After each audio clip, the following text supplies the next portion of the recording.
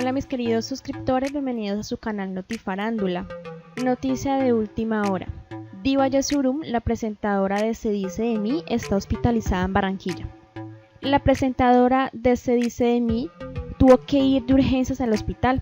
Rafael Caparroso fue el que comunicó la noticia a los fans de la presentadora a través de una publicación que hizo en su Instagram.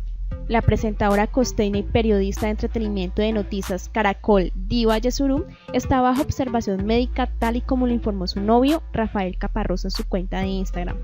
Aún no se sabe el motivo por el cual la presentadora de Se Dice de Mí tuvo que asistir a urgencias, pero al parecer todo está bajo control y el estado de Yesurum es favorable.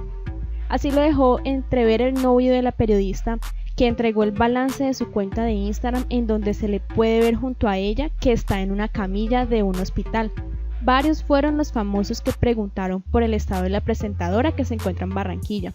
En una de las historias de su cuenta se ve que Diva está acostada en la camilla de una reconocida clínica de La Arenosa, mientras Caparroso bromea con la comida que le van a dar.